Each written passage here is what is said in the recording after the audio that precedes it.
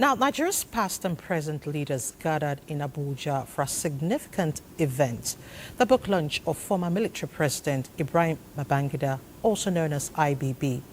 This reunion of sorts brought together influential figures, including captains of industry, for a walk down memory lane.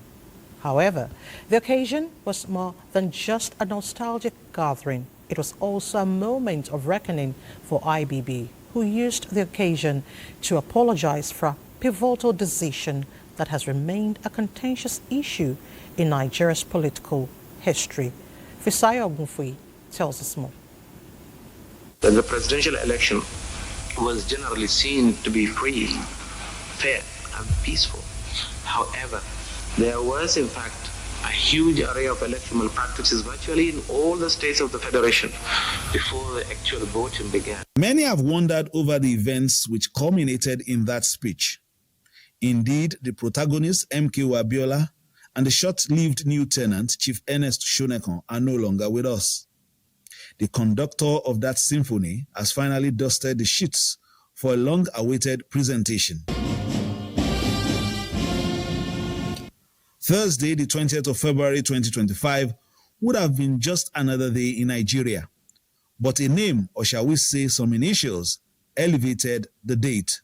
IBB, Ibrahim Badamasi Babangida, made an important return to the Federal Capital Territory 32 years after he stepped aside as Nigeria's military president. His autobiography, A Journey in Service, which offers his version of events that extinguished Nigeria's Third Republic and shaped our fourth era of civil rule, was being unveiled.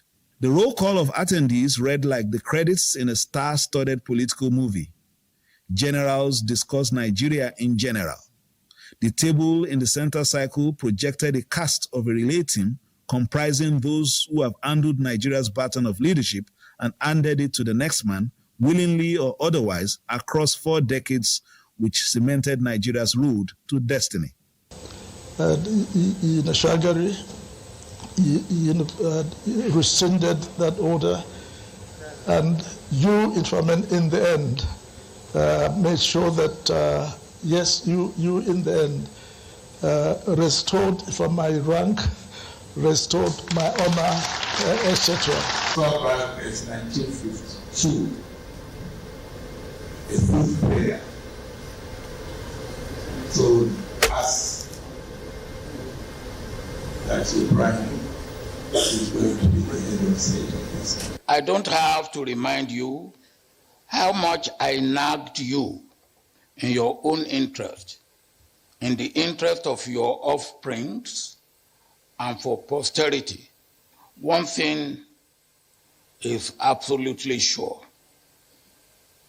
There will be enlightenment, and we will have written record for history and for future reference. The man at the center of this civil parade wore the discomfort of past military skirmishes with stoic determination. His self-deprecating smile is as disarming as ever, but on this day, his apology for a grave misstep in the past was undiluted. Of the military administration, I accept full responsibility for all decisions taken under my watch. And June 12 happened under my watch. Mistakes, oversights, and missteps happened in quick succession. But I say in my book, in all matters we acted in the supreme national interest so that Nigeria could survive. Our nation's march to democracy was interrupted, a fact that I deeply regret, but Nigeria survived. In spite of the casting in stone of June 12 by the Buhari administration, many believe the ghost of the annulment of the 1993 presidential election can only be truly exorcised by the hands on the wheel at that time. Did this remove some weight from the hearts of key members of the struggle for June 12, MKO supporters? One of them now sits at the top table. The team, the progressive ideas, the joy of being alive today 32 years after, to give us an account of stewardship, service. The reviewer, former Vice President Professor Yemi Oshibajo, directed scholars and politicians to key contents in the book, but many will start from the pages tabulating the final figures of the election. On Thursday, one was left with a feeling that a military president has now truly stepped aside as a patriot for the citizens of the nation to collectively move forward.